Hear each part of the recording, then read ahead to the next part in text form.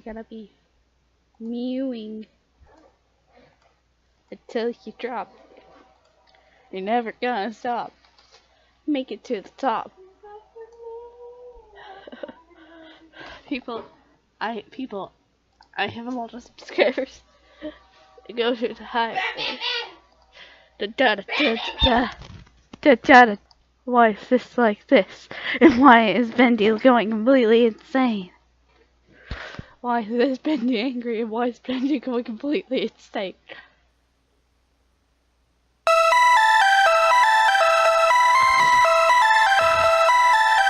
That's creepy. That makes. Oh yeah, I actually love that game. Why is it staring out? If this is Bendy Nightmare Run, then why are we in why is he dead? Oh, that's his. Here we have our friend living. He went to bed and now he's in his head. It's adorable how he's just asleep.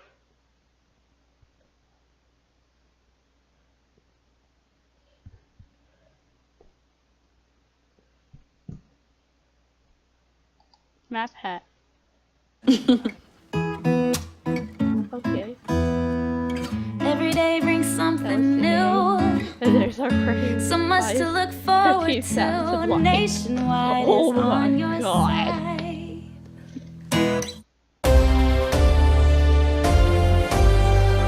Hello, Internet. Welcome to Game Theory. My name is Wharfpat, and we are joined on the couch today by a very special guest. Where's my game theory? MattPat is making theories about YouTubers. Maybe someone should make a theory about him. Probably won't notice Me to my this, fiance. but Is he going to do a theory on himself? You can't do a theory about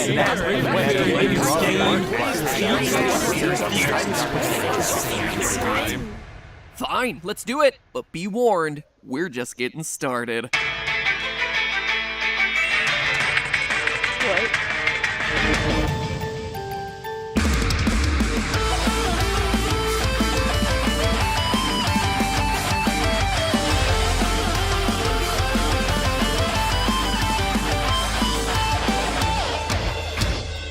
Hello, Internet. Welcome to Game Theory. Now, I don't know if you've noticed it on the channel, but my latest obsession is with ARGs, alternate reality games. They're basically puzzles that play out in the virtual world and in the real world at the same time. A few weeks ago, it was the Fortnite ARG with the burger in the desert, the mysterious phone number, and the llamas spread across Europe, which has now bled into the Cube mystery, all topics that I'm currently working on and owe you an update about. Then I moved on to the MCU ARG, not the Marvel Cinematic Universe, but the Markiplier character universe, tracking how everyone's favorite butter-voiced gamer has been seeding clues out across dozens of his YouTube videos. The clues are part of a puzzle that crosses over between the fictional world of Markiplier's scripted sketches and the real-world Let's Player Mark Fishbach. Even Petscop, which I'm getting back to next week, can almost also be seen as an ARG, a mystery where the clues start inside of a fictional game, they spill out into a fictional series of gameplay recordings, and then cross into Petscop's own YouTube page. Whether it's the Halo I Love Bees ARG back in 2004 or FNAF's Hidden Clues on the Scott Games website, ARGs are incredible because they drop you into a real-life mystery where everyone can work together to play. But now it's our turn. The microscope is on us. After years of exposing the mysteries other people have been seeding out into the world, or haven't intentionally been seeding out, but we've cobbled together enough evidence to make a case for it anyway, it's now time to expose ourselves. Not like that. No, this summer we dipped our toes into the ARG pool, easing you into the world of clue hunting by challenging you to put the years of watching me theory craft to the test. Since this was such a new thing, some people got it, some people didn't, and I learned a whole lot about how to make this process bigger and better. So today I wanted to take a moment and give you a game theory based on the game that Game Theory created, bringing you the solution to the first ever real-world mystery that we gave you guys to solve this past summer, so that way you all know where the clues were hiding and how the game was played, so that way you're prepared for next time. Because you never know when the next one might start. Heck, it could even be today.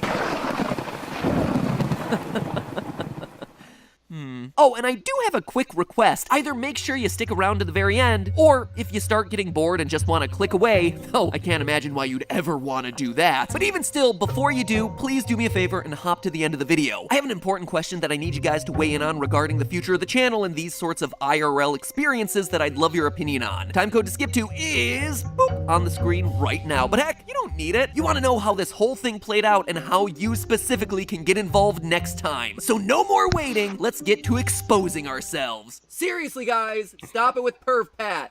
Editors. One of my big frustrations has always been that with an audience of 11 million people, which is incredible, there's no way to interact with you all beyond just these videos. I mean, think about it this way. Even if we went to a convention as big as VidCon, which gets 30,000 attendees, and all of them were game theory fans, and we did one convention a day every single day for a year, we'd still only see 10,950,000 of you. So that's a big reason why we started the live stream GT Live, as a means of reaching as many of you as wanted reaching on a daily basis. But it's not quite the same as something interpersonal, IRL, you know? Add to that my frustration about how negative the internet and online communities are these days. It's all drama and politics. I wanted something that would bring theorists together to talk, to make new friends, to do what we love to do, nerd out, solve puzzles, and have fun together. So with that in mind, rewind all the way back to February, right after we released the first round of t-shirts at the beginning of the year. Seeing you all get your shirts and socks and hoodies, and then sharing the pictures with me on Twitter, and then wearing them when you showed up at meet and greets gave me this idea. This was the way to cross over and interact with everyone in real life, at scale. And heck, let's face it, a ton of other YouTubers do merch, but not one of them has ever built an ARG into the merch before, and if that's what it takes to keep my crown as nerdiest YouTuber on the internet, well then call me Hercules, because I am there to go the distance. Okay, so that's where the idea came from, but what did it actually take to solve this thing? Well, I made it clear that everyone who got merch would get themselves a clue, and they did, even if a lot of people overlooked it. It was actually hidden in the packaging. I actually thought it was great that some people tweeted at me with pictures of their merch bags, but would also then say that they were bummed that they didn't get themselves a clue. It was right there! It is there in the picture! You can see it! Anyway, the first thing that grammar-conscious theorists noticed was that the bag their merch came in would come with a typo. My hope was that this would prompt them to go online and start asking about it, where they would then start seeing that the merch actually came in 6 differently colored bags, each one with a different typo. The goal for this was to promote community. No one single person would have all the clues, and they would have to work together to solve this thing, arranging them and rearranging them by color order, alphabetical order, until you finally figured out that they spelled theory, or more accurately, T#3 But then, what do you do with it? This is the place where a lot of you started scratching your heads, and I started seeing stuff show up on Twitter like, I got a smudge on the back of my patch, could it be a clue? Because merch ships out all across the world and can sometimes take weeks to arrive, we didn't want the contest to favor people who had ordered merch in the US or in places with faster shipping, so to make sure that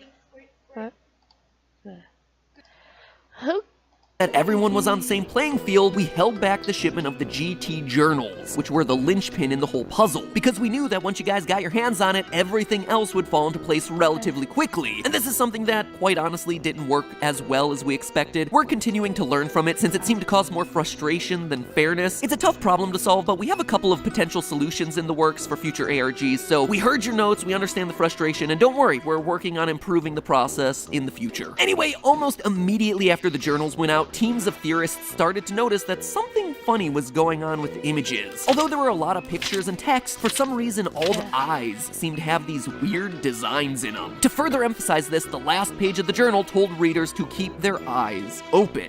Looking closer, you could see that all the designs were letters, and going through them sequentially, you could spell out hasmatpatgonemad.com. Next part is obvious, heading to that website. Once there, loyal theorists found a special video